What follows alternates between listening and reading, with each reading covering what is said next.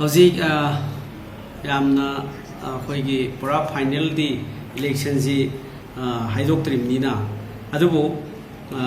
अखोइ leading तौरी inner अमसुंग outer parliamentary seat अनिमक्ता कांग्रेसना यामना चाउना मार्जिन जी तौरगा लीड तौरी हैबसी अखोइ उबा फंगी टीवी दा कैदा अदुगिदमक्ता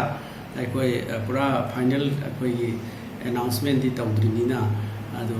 अना हनबदा मसिदा थमजनिंगसी मयामना यामना अखोइगी मणिपुर की मियामना कांग्रेस अमसुंग इंडिया ब्लॉक ना सपोर्ट तौबा कैंडिडेट अनिसिदा both in the outer and the inner अनिमक्सिदा वोट यामना पीबीबसी अखोइ यामना नुंगाइबा मियाम मणिपुर की मियाम प्रजा पुनमक्ता थागतचबा फोंदोक्चरी लोइनना अमदी तोंगान तोंगानबा पार्टी की अखोइगी इंडिया ब्लॉक की अखोइगी पार्टी सिंगदसु थागतचबा फोंदोक्चरी अमदी लोइनना अखोइगी राहुल गांधी जी अमसुंग कांग्रेस की प्रेसिडेंट मल्लिकार्जुन खड़गे जी अखोइ मसी मणिपुर की यामना कंसर्न तौबीबा लीडरसिंग मैम मणिपुर दा लाक्पीदुना मणिपुर की वायलेंस सिगा मरी लेना अखोइगी अनिरक लाक्पा अदुगा एमपी अखोइगी पार्लियामेंट की एमपी कुमाथोय लाक्पीदुना मणिपुर की यामना वाबा तंजादा लाक्पीरगा तोंगान तोंगानबा इंडिया ब्लॉक की एमपी मैम लाक्पीरकांदा मणिपुर की अखोइ मिट की मिलू पिरांग कंद्रिबा अदगी लेनब युम अखोइगी फुनोना अखोइगी तांगोय तान चाख्रबा युम कई मैम की अवाबदा लाक्पीदुना मैम की अवाबा मिकुप अमतसु सियार तौबीबा इंडिया ब्लॉक की पार्लियामेंट की MP Singh Rahul Gandhi ji अदगी तोंगान तोंगानबा leader सिंहबुसु थागली अदुगा लोइनना हौजिकसी इश्वरना चांबीबसु ओइसनु अखोइ वोटसे कागनी हाइना margin से यामना अखोइ लीड तौर चटपनिना कागनी हाइना अखोइ आशा तौई हौजिकपकी लैरिबा फिगर सिददि आइजु उजरे मसी सोइदना कारनी हाइबगी थाजबा लैरे सर्टिफिकेट पीदबदा गाइरे हाइना लौबा याय मणिपुर की ओइनदि अखोइगी वायलेंस खकी द नतनसु अतोपा फैक्टर्स याम लैखरे वोट की अखोइगी कांग्रेस अमसुंग इंडिया ब्लॉक ना लाखपसिगी मरम से गवर्नमेंट से पूरा फेल होइरे अदे लैरिबा सरकार सिना सही अमा हेंजलकपसिदा चुम्बी वायलेंस की सोल्यूशन पोरकपा ngamdabasisu अचौबा फैक्टर अमा ओइ मणिपुर की प्रजा खुदिमक मिलुगी पिरांग कंद्री युम लैनबा लैत्री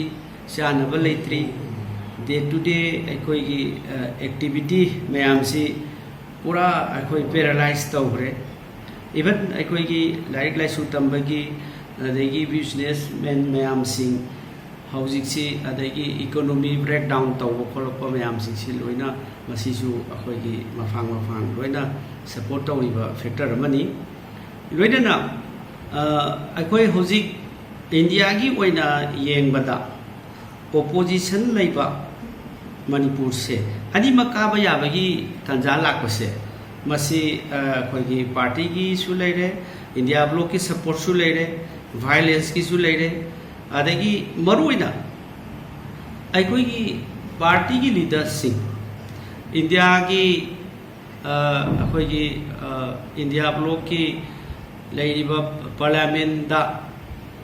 मणिपुर की एमपी मैमना अदी राज्य सभा की एमपी लोक सभा की एमपी अदगी लैरिबा अदे इवन यूनियन मिनिस्टर ओइनिबी मणिपुर दगी काखरगा मणिपुर ना सही अमा इलेक्शन ममांगदा अदुकी मतिक यामना साथीबा अवाबा सैथेंग लैबा कांदा वाही अमबक मणिपुर की मुहुत सिलगा वा हाइखिदे लोइनना प्रधानमंत्री ना गसी बोक्ता इलेक्शन की मतमदसु मंगाय अदगी इलेक्शन ममांग की मतमदसु मंगाय मणिपुर की कंसर्न से मत तौविदे मसिसु यामना चाउबा डबल इंजिन की असोइबा म ओय अदुना मियाम प्रजा पुनमकना लाइक लाइसु हैबा मियाम सरकार की थबक तौबा करबार तौबा पुनमकता सोअबा युम कई लेत्रबा मियाम सिंसिना ओवरऑल मसिगी असौबा इम्पैक्ट अमा अदगी रेस्टलेस होइबा मैम सिंसिना अखोइ मसी सपोर्ट तौबिरपगी फैक्टर मैम अमा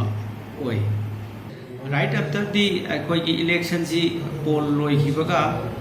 politicalize ꯇꯧꯕ agency ꯃꯌꯥꯝ ꯑꯃꯅ exit poll ꯁꯤ ꯃꯌꯥꯝ ꯄꯤꯌꯦꯕ. So now we come to the reality now. ꯑꯩꯈꯣꯏ ꯍꯧꯖꯤꯛ ꯂꯩꯔꯤꯕ ꯁꯤꯗ exit poll ꯗꯣ ꯅꯠꯇꯕ ꯄꯣꯠ ꯃꯌꯥꯝ ꯑꯃ reality ꯁꯤ ꯂꯥꯛꯑꯦ. ꯑꯗꯨꯅ ꯑꯩꯈꯣꯏꯒꯤ India block ꯀꯤ ꯃꯌꯥꯝꯁꯤ ꯍꯧꯖꯤꯛ ꯌꯥꯝ ꯊꯤꯅ ꯋꯥꯡꯈꯠꯂꯦ. Even Nagaland Congressna vote kakali North Eastern dasu Assam dasu adagi Meghalaya dasu hana akoi expect tawdaba mayam ama exit poll da yawdaba mayam ama lai adagi amuk national ki level da exit poll si mayam chawna piraga adi mayam si akoi ki India block si thugaina ba tawrakpa unfair means mayam ama sinana ba tawrakpa ki exit poll ni haina koi nasu tongan bi state sing dai koi ki state dai su ngarang press conference tawi aduna masina India block si huzik soidana after few hours da soidana di khangakani sarkar soidana India block si lakani habigi aset pa koi huzik thajaba lai aduna Manipur da su despite of all these koi ki martial power adagi money power koi ki MLA mari manga khak lai jaba koi sida huzik miyam da thajaba thambai sumaina atopa across the country masidasu India block sida huzik thiba lorko matamda unexpected results mayam ama reality mayam ama thol ani huzik aduga at the same time